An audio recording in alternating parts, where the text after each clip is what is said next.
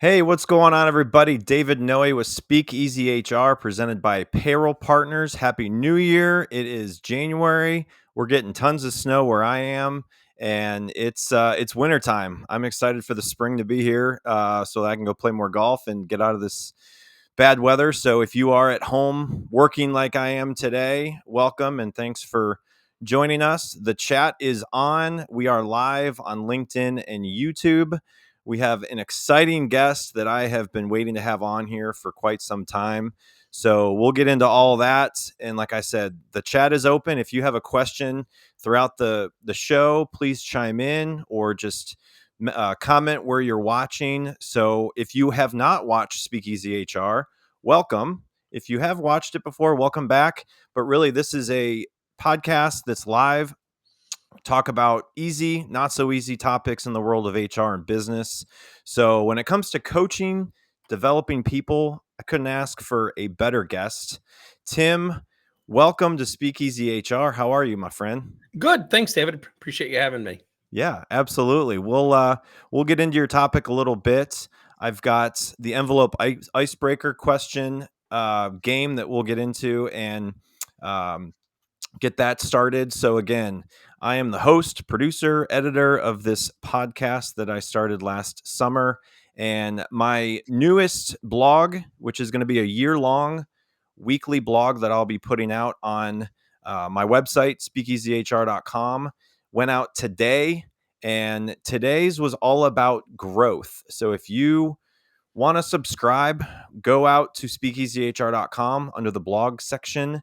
And every Monday, I will be putting out a new blog about a word. This week, it was growth. And it's one that stood out to me among all the words that I looked at. So be sure to go out there, subscribe. You can get it sent to your email every Monday morning at 10 a.m. Eastern. So wanted to bring that up. So, Tim, you have been the president of Progress Coaching for the last 18 years, where you teach managers a very powerful and proven system to engage and develop their staff into high performing talent. They help grow, develop, retain, recruit talent, use technology and coaching solutions to increase the bottom line. For the past 6 years, Tim has also hosted a podcast called Coaching Conversations Podcast, an educational podcast that provides quick sound bites on today's common coaching conversation challenges that leaders face. Tim has also written 12 workplace coaching books, is a speaker and trainer in the world of leadership and training. So, ladies and gentlemen, please welcome Tim Hagen. Tim, how's everything going today, bud? Good. Yeah. Excited to be here. This is one of my favorite topics.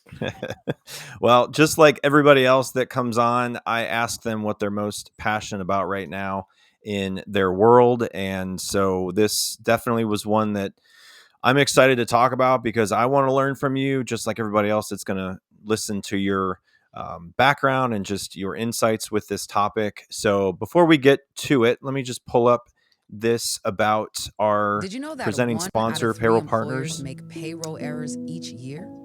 And that 37% of those mistakes are from manual data entry? This means billions of dollars are lost each year. At Payroll Partners, we eliminate those costly mistakes with award-winning HCM technology that's easy to use. Backed by a team of experts, we make payroll seamless and stress-free. We put people behind your payroll.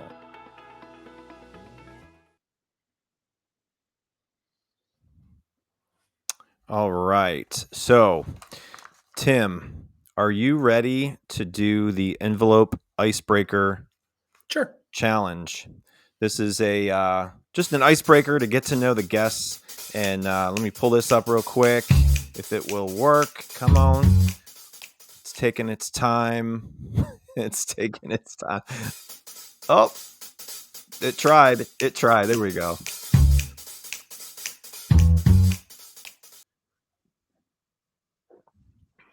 All right. So 1 through 15, you get to pick the number, pull out the question. 7.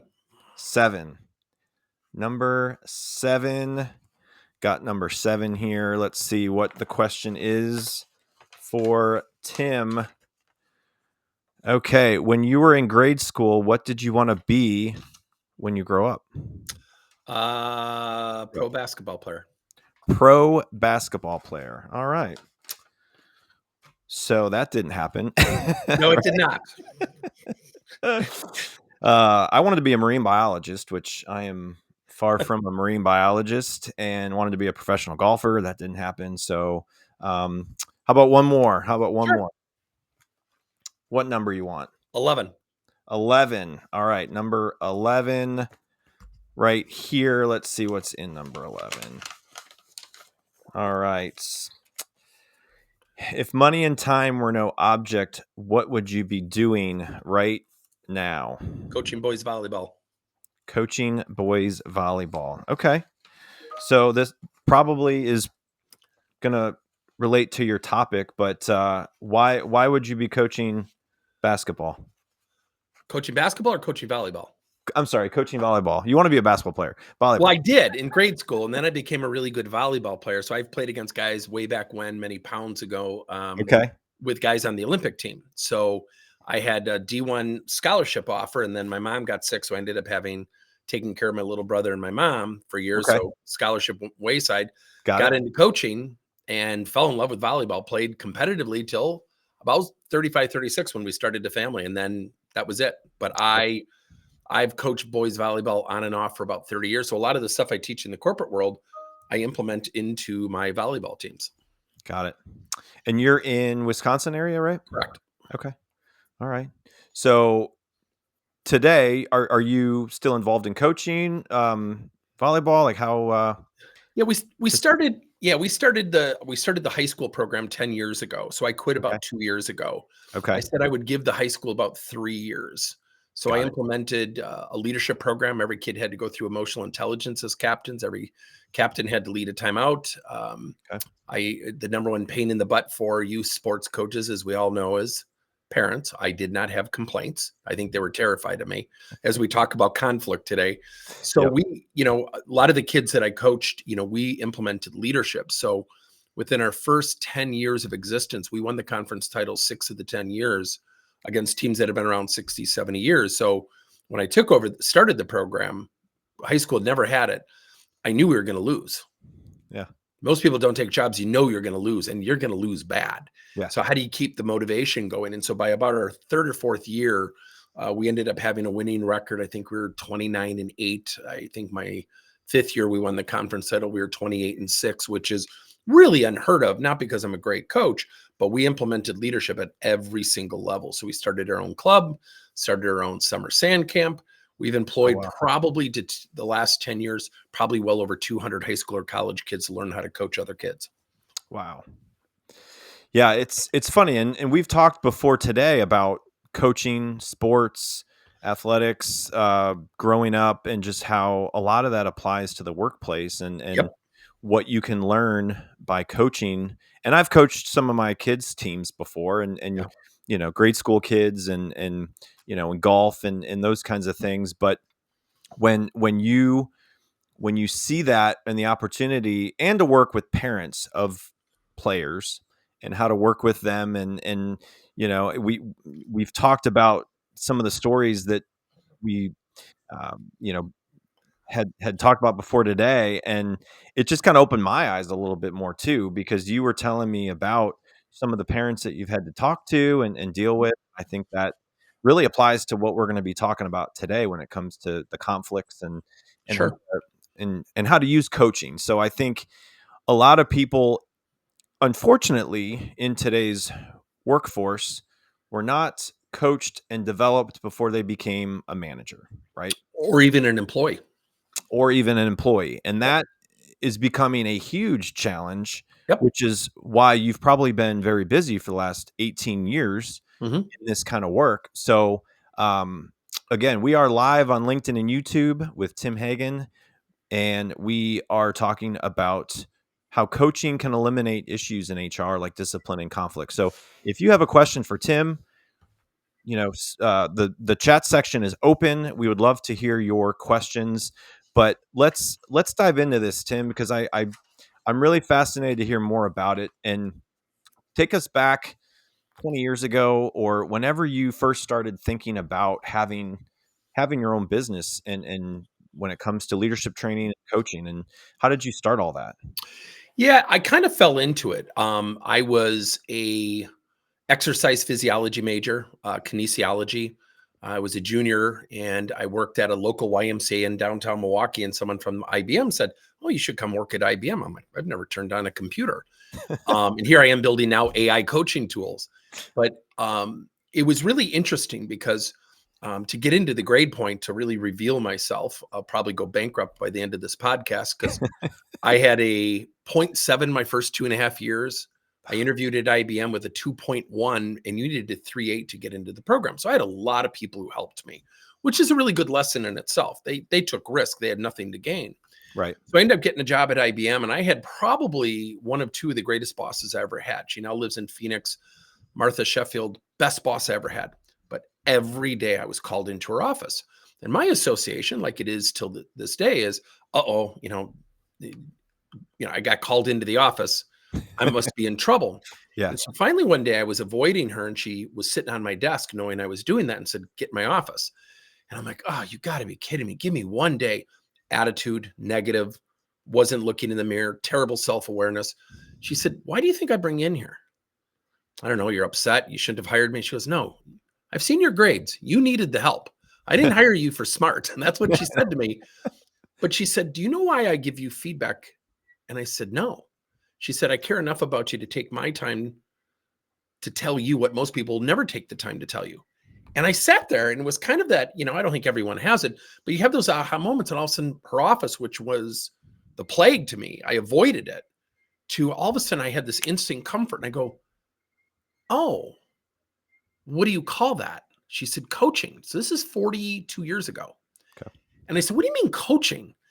Because I was coaching volleyball. So I'm sitting here, my mind is spinning because you would separate coaching from the workplace in sports. Now, today, we know that's not the case. Right. And I went from avoiding her office to walking into her office probably almost every single day to tell her what I was doing. I no longer waited for her to call me in. By the time I left, I was not the smartest guy. That's very clear by the grade points I revealed. But I was teaching 13 different courses, started my own marketing program, learned the printers. I became the statewide rep for printers because I had a boss who had my back. Yeah. And every single day, I never felt inhibited to try things. And she had my back. Did I screw up? Oh, yeah. Was I in her office? Absolutely. But now my association with the office was she's helping me. Yeah. Not everyone has that moment, but that's what got me into coaching. That's awesome. Yeah, and unfortunately, not many people are going to have an experience like that with a manager. I've been through a handful of managers, and Sure. some I really liked, some I really connected with, and I looked to as a mentor, as a coach, as a manager, all of those things, and they Mhm. helped me learn and develop my skill set and challenge me. And then there's some that I just didn't really respect, didn't really see as someone that's going to help me develop and grow. And so it really will just be different for everybody. And Sure. so I think a lot of people say that phrase, people don't leave companies, they leave bosses. And Number one reason why people quit. and so it's like this challenge of people trying to promote their team and get them into a leadership position or manager position because of how well they're doing in their job, and they'll promote them, and people are like, "Oh, we're going to promote from within," and blah blah blah. But you're not preparing them to be a manager and Right. coaching them. So it is such an important thing. And no matter what technology changes in AI, like, you're still going to have that human element to manage Yep. other individuals, right? Yeah. So, um, so what's been the biggest success story that stands out to you since you started doing this? So, almost 20 years ago. Is there a company, a client, a Mhm. situation that really kind of stands out? Yeah, I would say it was probably about two or three companies. The two that come to mind are the Milwaukee Brewers baseball team, Yeah. the sales and administrative and customer service teams. One of the best leaders I've ever worked for, Jim Bay, the VP of sales and marketing. And the second one was here in Wisconsin as well. And we have clients all over the world, but they just stick out to me. And that was InPro. Their now CEO was the vice president of sales, Mark Holland. And he brought me in, and this is 23, 24 years ago. And finally, things were turning, engagement scores were going up. He came up with the idea, not me. And he said, I want our salespeople to learn how to coach. I want them to coach each other so we have succession planning. So they'd go through a 1 to 2 year program. And ironically, during the process, I ended up identifying a guy, probably my closest friend in the business world, Dave Stevens, who's a sales rep. And I'm listening to him on a call. And I said, boy, this guy's fantastic with questions, which is what coaching's about. I go to Mark's office. I said, Mark, can I meet this guy? Meet him. And he goes, why? I go, you should listen to his calls. I said, he is just whacked. He's wild. Because what do you mean? I go, he fends off every price objection before it occurs using questions. He's a genius, and he is a genius. So he said, well, why are you so fascinated? I go, that's your director of coaching. So we don't have a director of coaching. Next day, I wrote the job description, which was terribly written, but they still used it and touched it up. And he finally said, why are you so excited? I said, an outside coach only has so much traction. Coaching for employees has to come from within. And that's our whole mantra. And so they ended up, I think their turnover is less than 2% every year. Oh, wow. During the Great Recession, they brought me into the office, and I'm confident they're going to say, we're done. They said, nope, we're going to continue as is, business as usual. They kept me on. I started going extra days because they stayed with me during a time when a lot of us were getting laid off as consultants. And they were still up. Their nearest competitor was down 37 points with the major layoff. They've never done a layoff since. Now, that is not because of Tim Hagen and Progress Coaching. It's because they adopted the coaching. They've certainly made it their own. And those two organizations, and I think about the Brewers being 7th in ticket sales, they all coach each other. Yeah. The day you start that job, you have to learn how to give feedback to your counterparts. So we built a peer-to-peer coaching community and infrastructure. So one year, the president of the Brewers sat and was in the session. He finally looked at Billy Freeze, the director of sales. He said, who's leading this session? He said, well, he is. And he points to me, he goes, he hasn't moved in like 2 hours. How much are we paying him? And he didn't know that this was years of culmination. So when you build a coaching culture, it's morphed in strength. It's morphed in practicing conversations. It's morphed in feedback. It's morphed in asking for feedback and just smiling even when you disagree. Building a coaching culture is hard. Yeah. And often we get categorized into, well, let's see if this program works. No, coaching works. Will you work the program is the question you should be asking. Yeah. And that's been probably the two biggest clients till this day. Great friends. The Brewers still, I work with them. They should have fired me 10 years ago. It's more of a friendship now. But they all do their own coaching internally, not me. Huh. That's great. Well, thanks for sharing that. It's so fascinating. So what role does coaching play in addressing the common HR challenges like discipline and workplace conflict, you think? Yeah, I think, I have a luxury that HR doesn't have. Yeah. So a lot of times when you come in as an outside, there's a value and sometimes there isn't a value. A lot of times we become the company psychologist because we're another set of ears that somebody can vent to. Right. So we were talking about youth sports before. I think conflict and an inability to handle conflict or to work well as a teammate is a learned behavior. Mm-hmm. So if, you coached your kids, I've coached mine, my kid got cut from baseball. The head of the baseball program is the father of the guy I just mentioned from the Brewers. And people say, oh, his son, give the coach a call. I said, get my kid put on the team and be ostracized by his friends and have the other parents stay quiet? It'll never happen. Yeah. And we learn the behavior. So when a kid has a parent go to the coach or teacher and say, my playing time's unfair, the kid has learned, well, it's not me. I've been wronged. They don't like me. Someone went into teaching or coaching in the hope of meeting me someday. It makes no sense. So we're very emotional creatures. And I think what HR people inherit is the mom or dad syndrome. Dad, can I stay up till 10? No, we don't go to bed. We go look for mom. Now that's an unfair way to characterize HR, but they have so many things going through their office. And I've sat in so many meetings where a leader will say, yeah, and then the employee did X, Y, Z. And I'll jump in and say, that's not what happened. That's your interpretation. Yeah. That's not what he said. Let's take a deep breath and let's be accurate. Yeah. He said, well, that's how I felt. I go, that's not what you said. You just quoted an employee. So I think what HR gets handed a lot of times really unfairly to them is emotional interpretation. See, I think it's the great storm before emotional intelligence. If you say, Tim, that green shirt looks terrible on you, my first reaction isn't one, oh, thanks, David. It's usually, oh, how dare you? And we go from 0 to 60. Yeah. By the time it gets to HR, Facts have eroded, interpretations have grown. We teach something called RIAR, R-I-A-R. We react, we interpret, we articulate, we reflect. We never get to reflection. Yeah. So we teach people how to reverse the R's. Start with reflection. When someone gives you feedback, take a deep breath. Don't respond. Because I might say, well, so why do you think I look bad in a green shirt? You might say, just doesn't look good with the lighting, Tim. Great shirt, though. But then it teaches us, I probably took it out of context. Yeah. So by the time it gets to HR, there are so many interpretations, facts have left the building, and they've got to decipher reality, and that can be very tough. And that's what leads to conflict. Yeah. So how does fostering a coaching culture improve the employee relationship and team dynamics? Sure. I think the number one thing is we have to define what coaching is, and most companies don't. Yeah. We encourage attributes such as strength-based, scheduled, positive, no use of the word but. We try not to use the word feedback initially. We use things like perspective, opportunities to raise your game. Language matters. And when you call people into the office for the good stuff, you open the doors where people know where they need to improve. Someone with a negative attitude isn't clueless. Yeah. They know how they come off. They've just given themselves permission. Right. So I think if leaders could foster these conversations, I always encourage leaders, make a rule, go to the source. If you're upset with me, come to me. I may have made a mistake. And anytime starts a leadership with a new team, I always say, start with two things. What's the best way to give you feedback that you'll accept it? And here's what I expect from you. And you level the playing field. Anything outside of context, our relationship will be ruined. What do you mean? If you go to 3 employees, now you've gotten into the gossiping game. I may have made a mistake. Go to the source. I'm your source.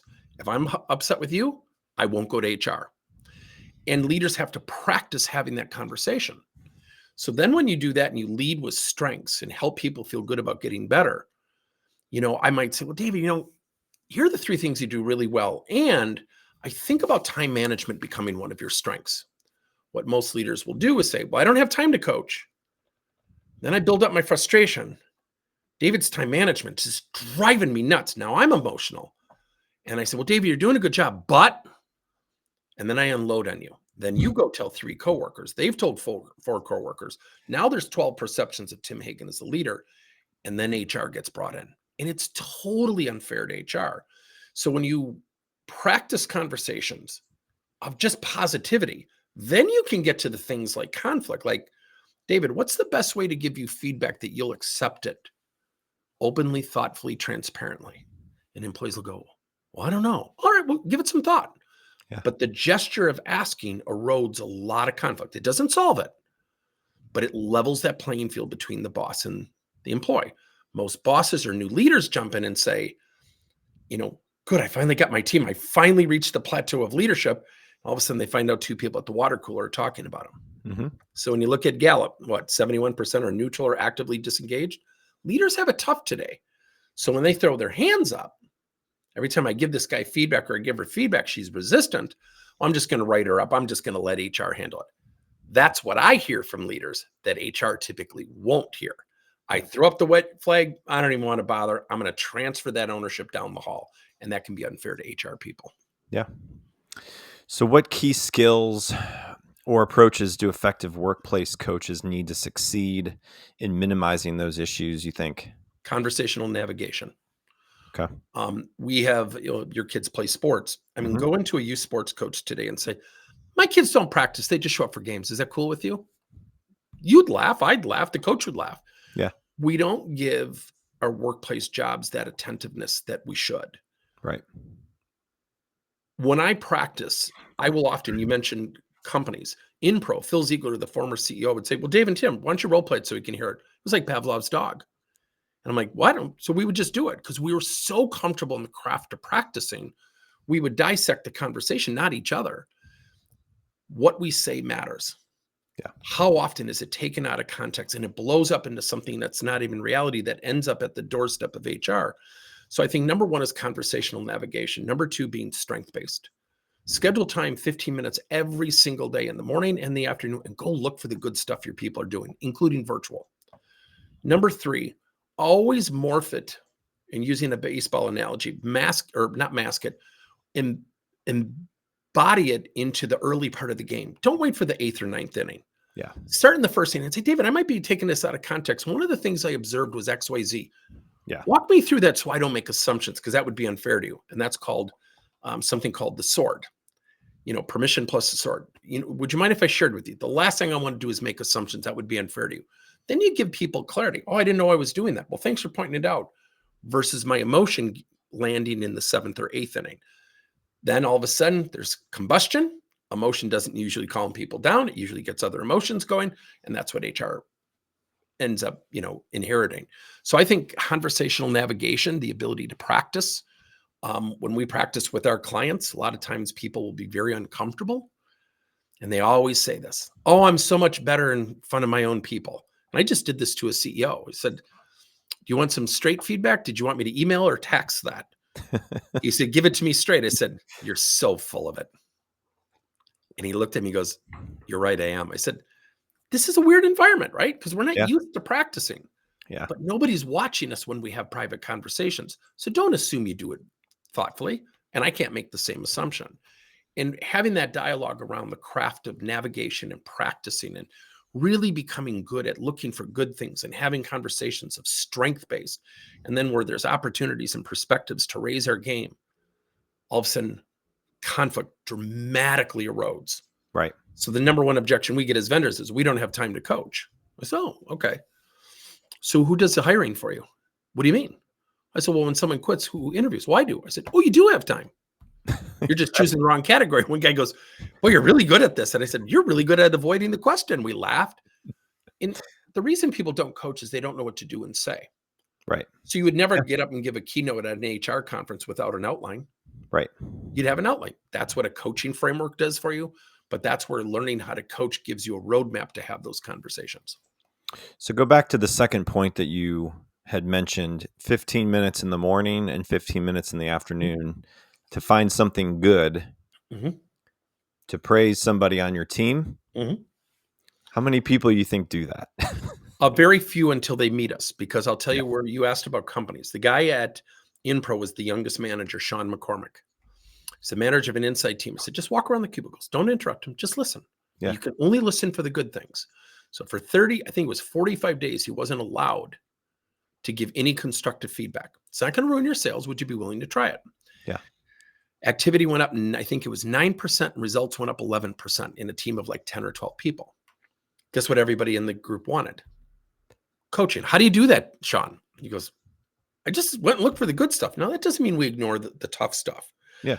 But all of a sudden, people started to come in because we leveraged and acknowledged their strengths. They said, I was struggling with this objection, or whatever the case might be. Positivity pulls in negativity. Just let them drive where they need to improve. If it's us always unloading, that's why companies need to first define coaching before we use coaching as a cliche term. Yeah.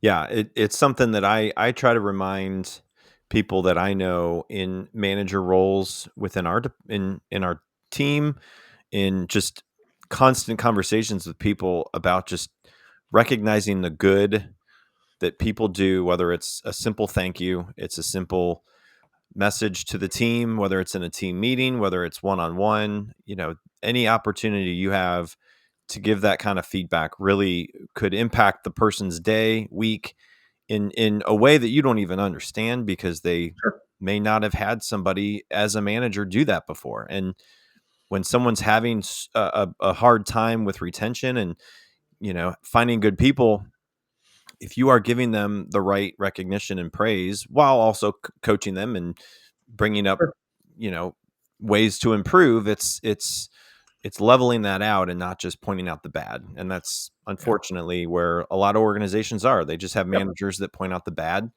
and rarely the good. Well, there's a great study done at Harvard. It's a book called The Progress Principle. Ironically, it's been out about 5 years by a woman by the name of Teresa Amable. And she did a diarist study. So it wasn't a survey. People had to write down every single day. And what they had to write down is the things where they felt like they were getting better.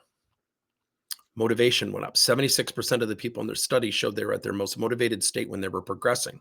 So when we call people into the office, be specific, Where are they specifically improving so they know what to maintain? Sometimes people don't even know they're doing good things until we point it out. Right. And so ironically, we're called progress coaching, which was kind of funny. And even when I would coach volleyball, I once had a dad so upset at a tournament because our first 2 matches we played terrible. He said, "How can you not yell at them?" I said, "Well, first of all, they're not my kids. Second of all, I think they know they're not playing well. Right. Me reinforcing that will put them into a defensive state. They're not going to think about hitting the ball." He goes, "Well, that one kid hit the back wall. He swung so hard." I said, "Oh, that was awesome." He goes, "What do you mean?" I go, "The fact that you asked that shows that let me coach. You want a kid to let his shoulder out, let him swing as hard as he can, because he's going to have to when he gets to the next level, and he will.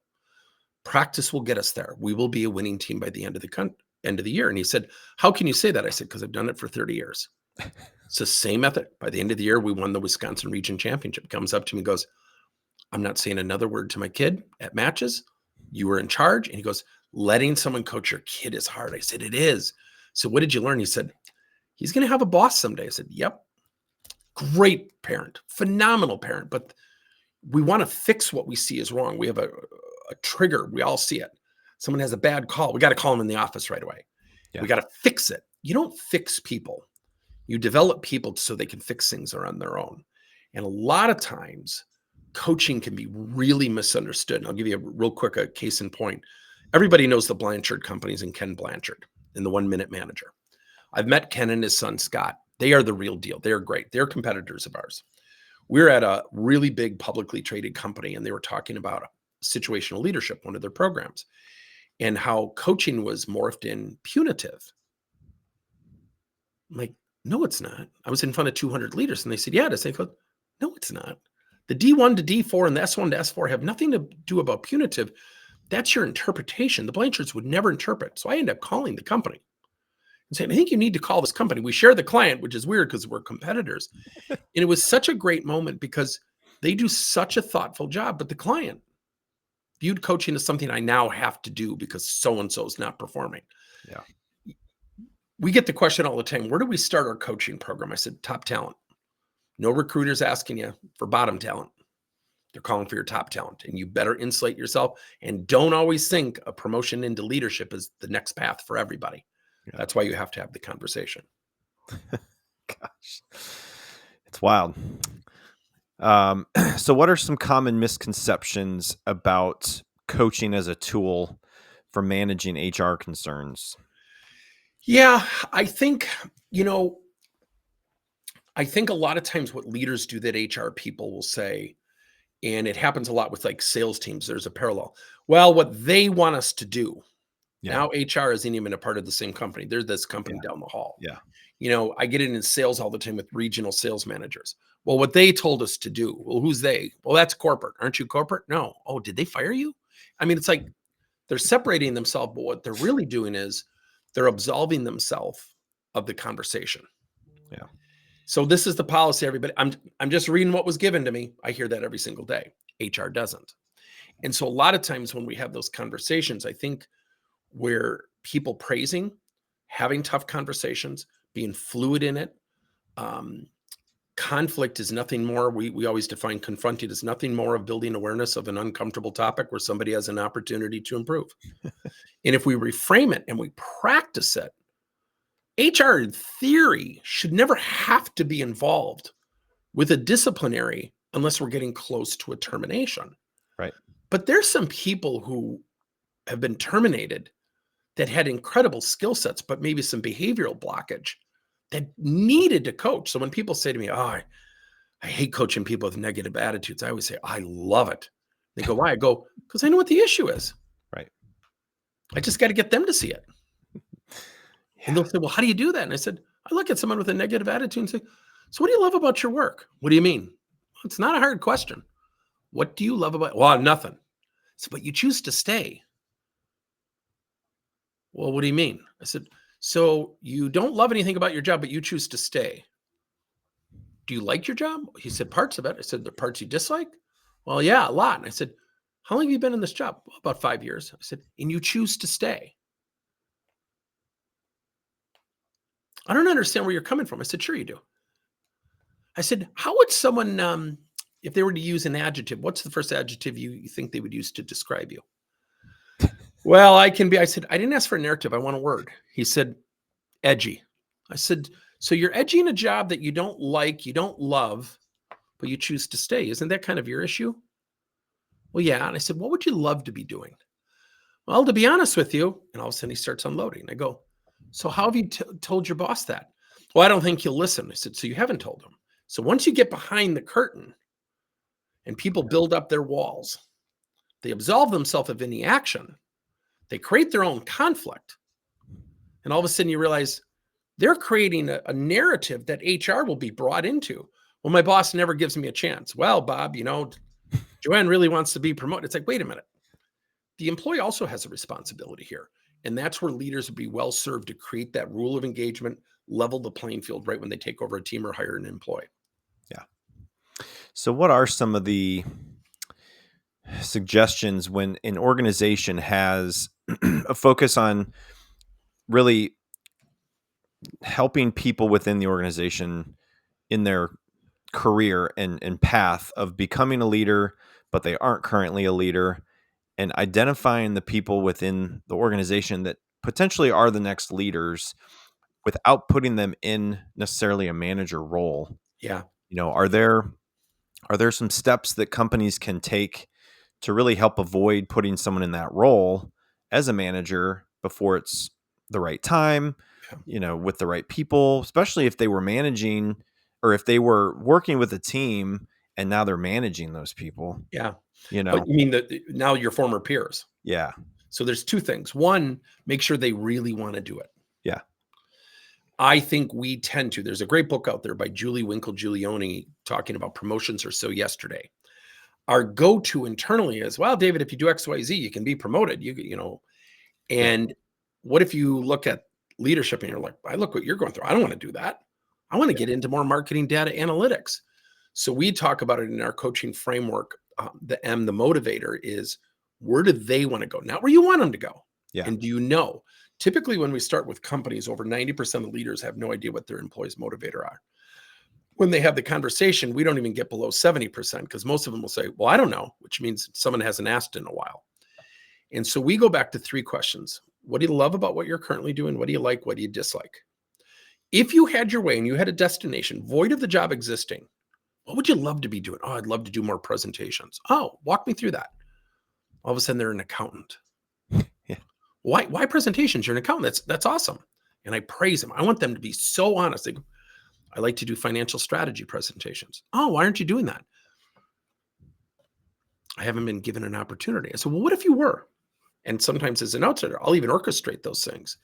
So I think a lot of times with career paths, one, make sure they want to go into leadership. Number two, practice conversations of conflict. Yep. Practice giving feedback to peers from a positive standpoint, but ultimately have structured what we call peer-to-peer coaching networks. Yeah. Where we go into companies, people who say, I want to be a future leader, we're going to give you that glimpse. And so, what is it? 62% of our leaders in the next 5 years are going to be first-time managers. So then it begs the question. I'll give you a great story at Monsanto, now Bayer Science. I had a young lady, 27. She gets a promotion.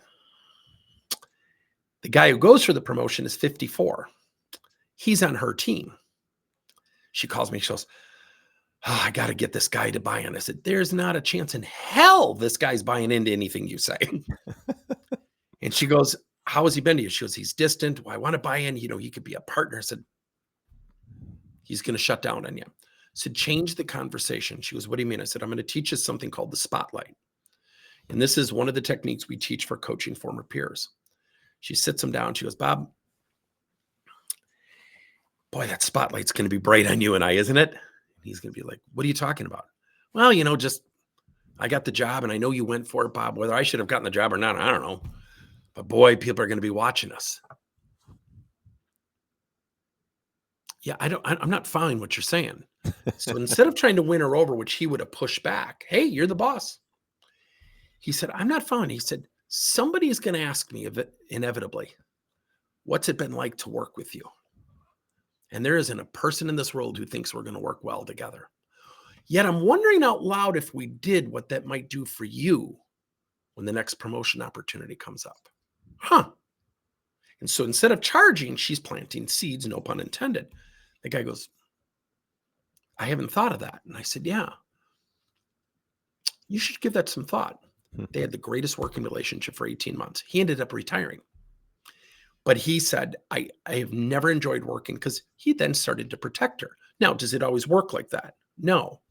The other part is when you have peers, is to sit down. If you were my peer and I got the job, I might say, David, this is an awkward thing. We're in a precarious situation. Yeah. What can I do to make this transition comfortable for you? And what would you like from me to make it, or what I could do to make it comfortable? And I'd love to share with you some of my thoughts. So we're viewed as a united front going forward. Right. Most of the time they'll avoid it. Then that person doesn't get the job, acts up. Now they got to coach them, or they got to discipline them. They're uncomfortable. Our friendship. Well, I don't want our relationship to change. Your relationship's going to change. You're the boss. Yep. Take whether right or wrong, but don't apologize for the promotion. Right. Your friend doesn't want you to apologize. They're just struggling emotionally with that. They didn't get it. So they're now transferring it to the reasons. I don't know if Tim should have gotten the promotion. I should have. And that's where you have to practice those conversations. So we teach about 4 or 5 types of conversations like that. But we tell people 2 to 3 years before they become leaders. And I'm not talking your emerging leader program. I'm talking practice conversation conflict. Practice a conversation with a peer with a negative attitude. Practice going up to the water cooler where people are criticizing the president's new decision. Practice having those conversations, and you'll be a lot more equipped. Or we'll have some people say, this is taxing. I don't want to do it. Yeah.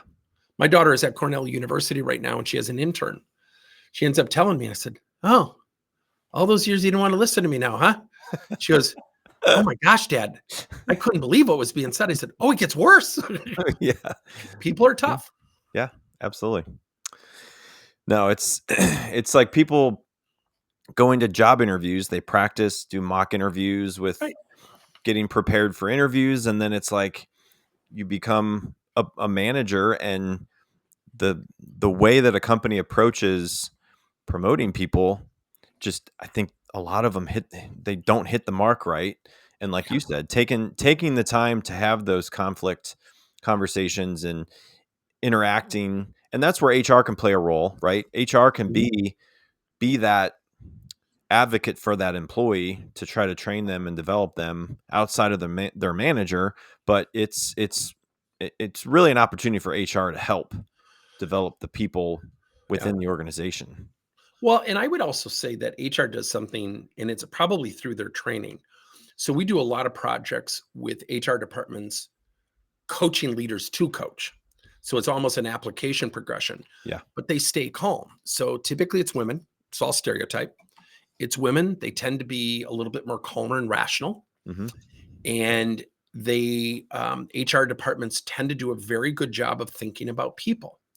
Leaders are often thinking about business imperatives, numbers, milestones, metrics. Oh, and I've got people there too. I once had a VP of sales said, it's all about the numbers.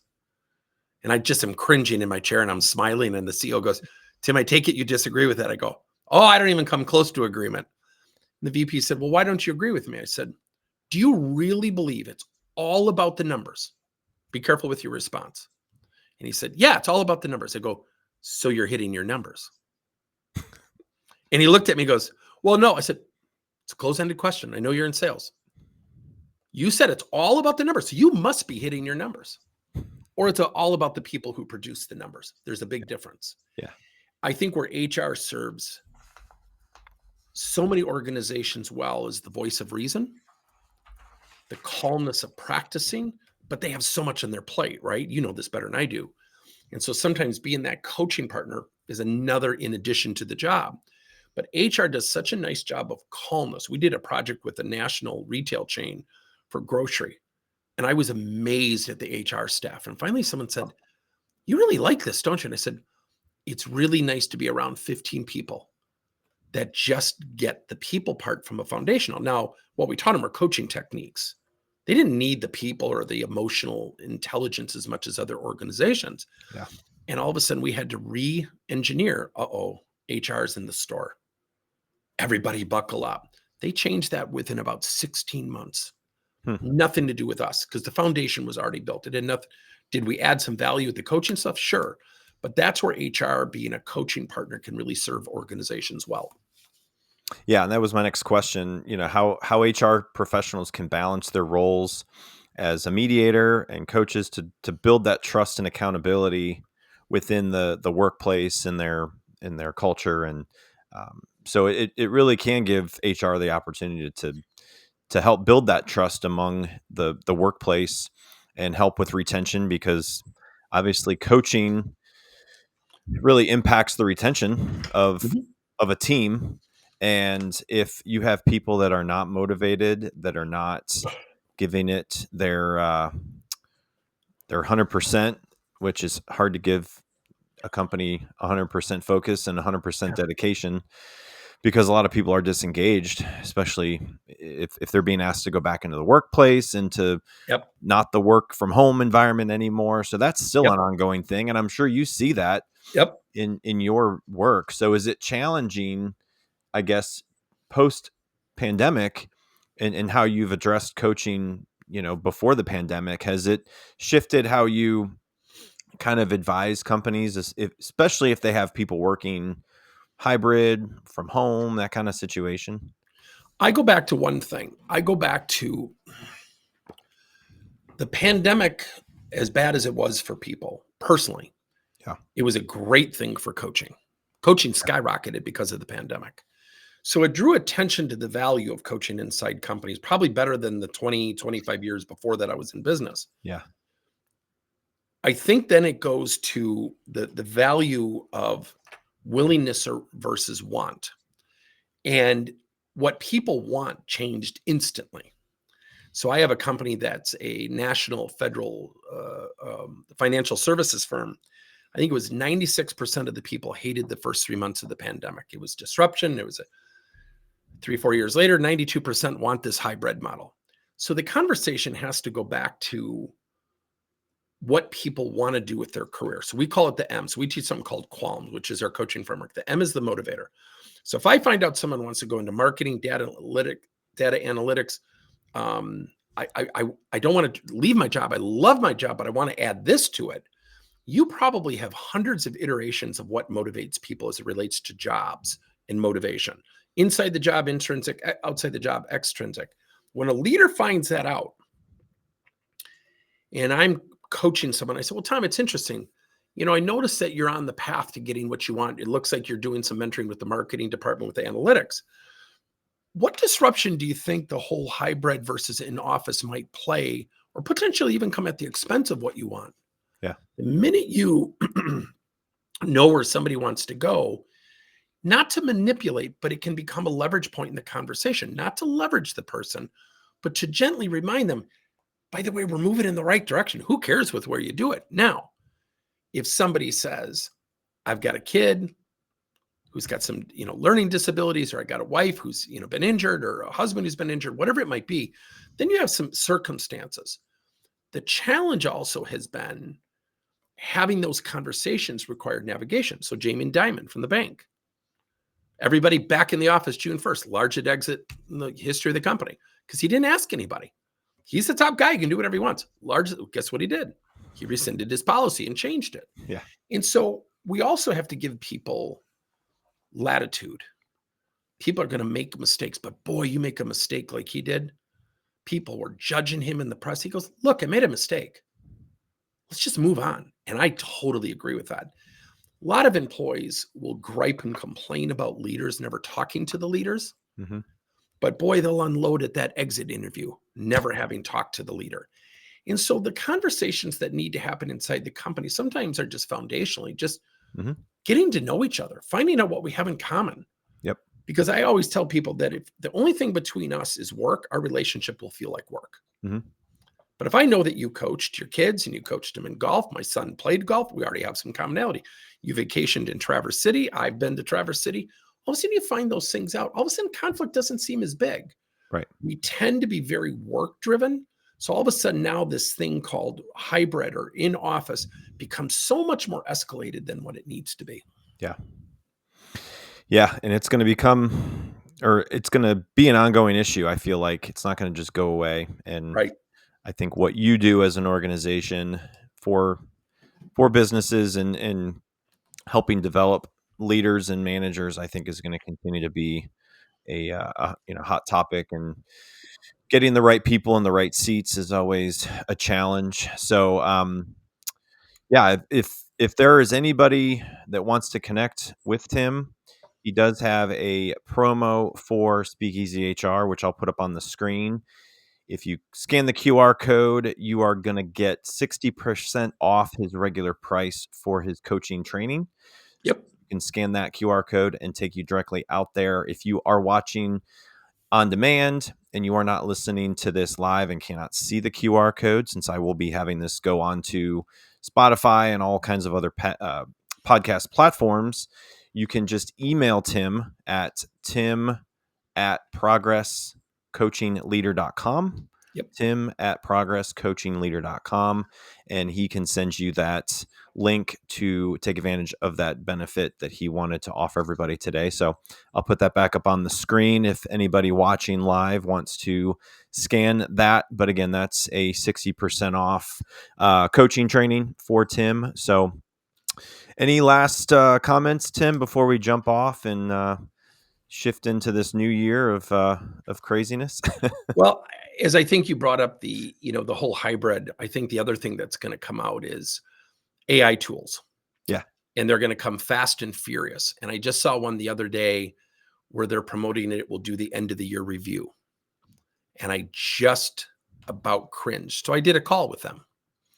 And the CEO is going into all the technology. And I said, so let me ask you something. I said, does the AI tool observe the employees? Well, no, but wait. I said, so the answer is no. He said, no, it's okay. Do you think when people aren't being observed that there's also good things that we're missing? He said, well, yeah. I said, so the employees would, and we're building our own AI tools. I'm not against AI. Yeah. But all of a sudden, if an AI tool gives a report to a leader who does not spend time with his or her employees, and I say, well, David, we just had you right down the middle average all throughout the year. I got it from the AI tool. That employee is going to get 100 people to run to the door. Yeah. And I think we have to be very careful that AI does not dehumanize the people part. And the evidence was the pandemic. Because, Yes. hey, we can do the same thing in Zoom. We can work virtually. What did we all want when the pandemic subsided? I can't wait to get back together. And so technology has a funny way of pushing the people part. Yeah. Some of the AI technology out there is phenomenal. Yeah. But it should never, ever, ever replace the conversation between employees or boss and subordinate. Yeah. I 100% agree with that. And it's going to continue to change. AI is an interesting thing that we did not grow up having in college. In my early years of my career in HR, I mean, it was not around. Neither was a lot that we have now in technology. So it's fascinating. And my kids, my oldest is in high school, so when he's out of the work or out of education and getting into the workplace, who knows what it'll be like in the next 8 years or whatever. It's just going to be fascinating. But well, and we do something that's very foundational, and it's very simple. We call them rotating peer-to-peer conversations. Yeah. And I have a publicly traded company where the president out of France said, enough with the speed dating. 3 years later, their number one thing 3.5 years ago was their number one problem was communication. Yeah. They're implementing an ERP system. The number one attribute that they say they exhibited positively during the implementation, which you and I, both know doesn't always go well, was communication. And he said, how did you know? I said, I didn't know, but when you get context of other people, yeah, everything becomes easier. But when you have silos, the reason you have silos is people protect their departments. Yep. They're not bad people, but boy, the emails get personal when you start lobbing them over the wall. And that's where we believe in getting people just talking. Yeah. It absolves so much stress. And all of a sudden I got to work with you. Oh, David, we met a couple months ago. Oh, you coach your kids. Oh, you went to Traverse City. All of a sudden we've got a disagreement between our departments. You and I will be more willing to work through that than two people who don't know each other except our email addresses. exactly. That's why sometimes the remote workplace, I believe the virtual place allows us to have those conversations more quickly. Yeah. Because you can rotate them into breakout sessions really easily. So There's a lot of advantages to what's happened as long as companies take advantage of them. Yep. Just want to remind everybody, my Word of the Week blog is out on speakeasyhr.com. It was week 1 of this year-long journey. So you can subscribe, go out to the website, go into the blog. The first word of the week word was growth. So you can read that. There's a 5-minute challenge at the end. And let's face it, everyone can grow somewhere in their personal lives, professional lives. Somewhere in their lives, there's a room for improvement. No one's perfect. And just as Tim has seen in his work, no company's perfect. And a lot of people rely on individuals like Tim and his team to help their individuals grow in their organization. So, Tim, this has been great. I've learned a lot from you, and feel like we could talk much longer, but it was a pleasure to have you on to start this year on Speakeasy HR. And again, hopefully we'll try to connect again soon. And I wish you all the best this year and up in Wisconsin. And if you're ever in the Cincinnati area, just connect with me and we'll hopefully meet sometime. Would love it. Thanks, David. Appreciate it. All right. Everybody have a great rest of your Monday. If you're working at home because of the snowstorm, I hope you are safe. And we'll hopefully talk to everyone real soon. I've got another one coming up in 2 weeks, so look out for that. Great local Cincinnati HR influencer, Steve Brown, will be on from La Rosa's. So definitely another great guest to have on to start this year off. So, Tim, wish you all the best, and we'll talk to you soon. All right. Thanks, David. See ya.